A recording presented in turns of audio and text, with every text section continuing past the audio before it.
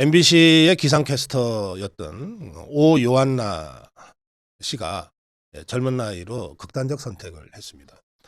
당시에 극단적 선택을 할 때는 유서를 남기지 않아서 그냥 묻혔어요.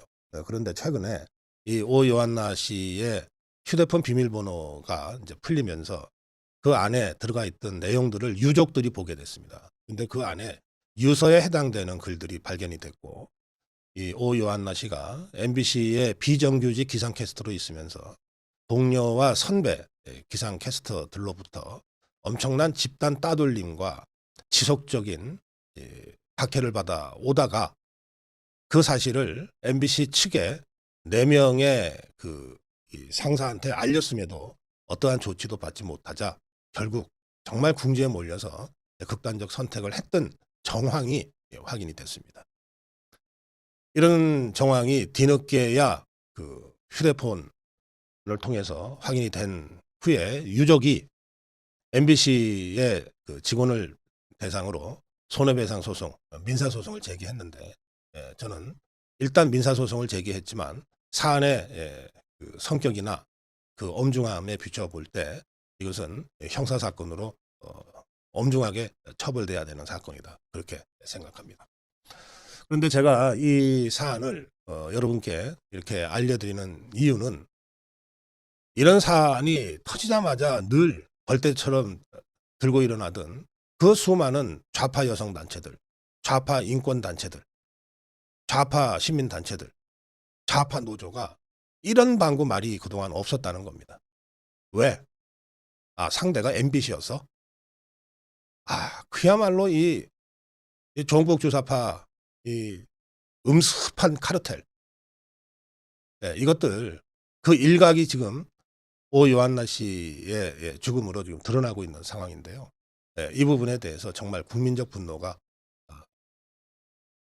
제기돼야 된다, 이런 문제의식으로 여러분께 알려드리는 겁니다.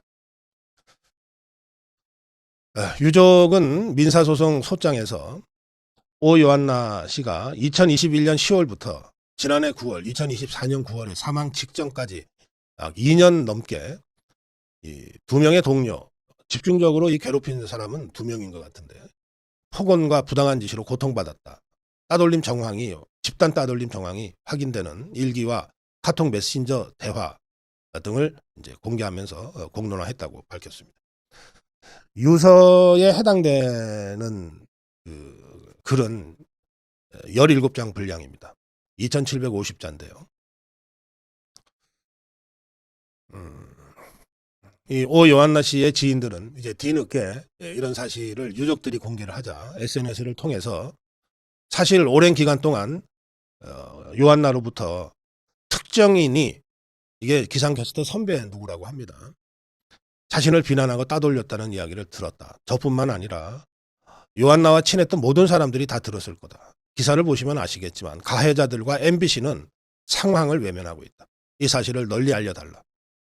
가해자와 방관자들을 처벌해서 제 친구가 조금이나마 지하에서라도 마음이 편해질 수 있기를 바란다, 이렇게 호소하고 있습니다. MBC도 사태가 걷잡을 수 없이 턱 커지자 진상조사위원회를 구성했다고 밝혔습니다. 오요한나 씨의 사망 원인과 진실을 규명하기 위한 진상조사위원회를 구성하기로 했다고 어제 밝혔습니다. 이제서야.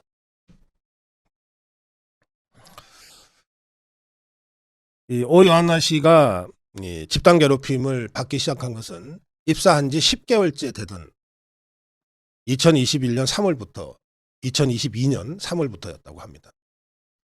입사 10개월째 됐는데 주요 프로그램의 기상캐스터로 캐스팅이 되자 그때부터 이 동료나 선배 기상캐스터들이 시기와 질투 때문이었는지 몰라도 어쨌든 집단 따돌림을 시작했다는 겁니다. 동료 기상캐스터는 오보를 내고 이거를 오요한나 씨가 낸 오보라고 뒤집어 씌우기도 하고, 또 먼저 입사한 동료는 오요한나 씨가 뭔가 기상 정보가 틀렸다고 정정 요청을 하면 후배가 감히 선배한테 지적질을 한다는 취지로 또 비난을 했다고 합니다. 퇴근 시간을 늦추기도 하고,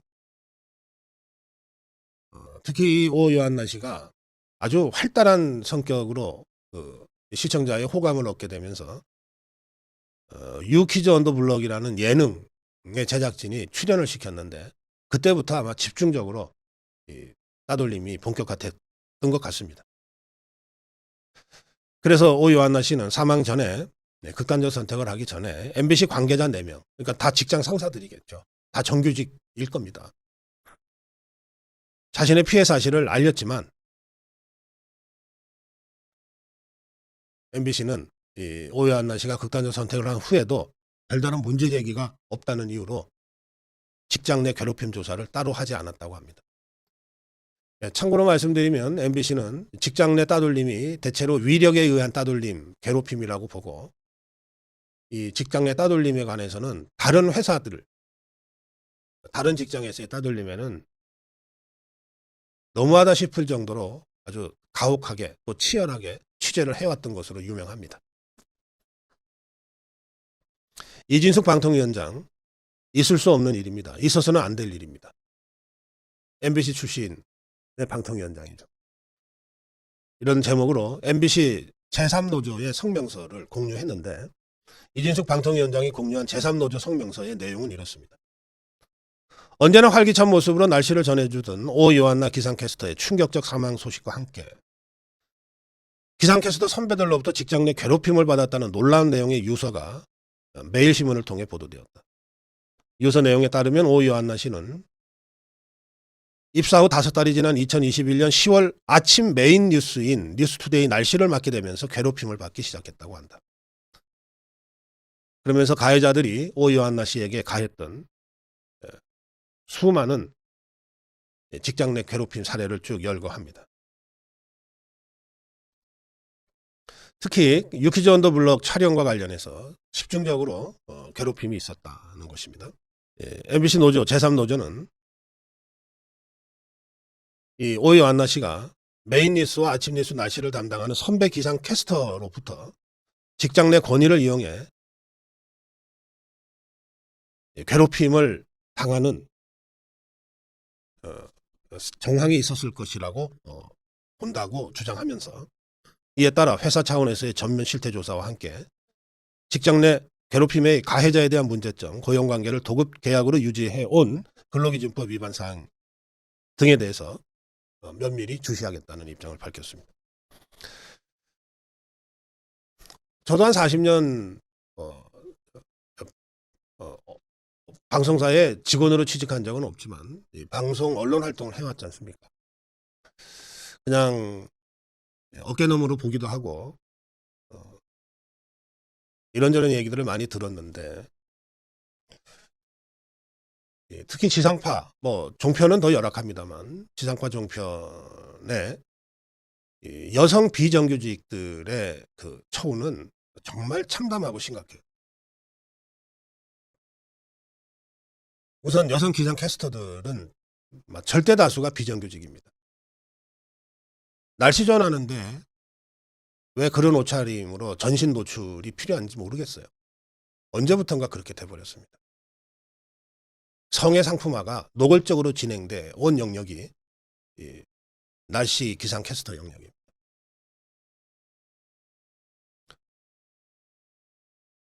여성 앵커들의 처우도 크게 다르지 않습니다. 특히 종편의 여성 앵커들의 경우도 대다수가 계약직입니다.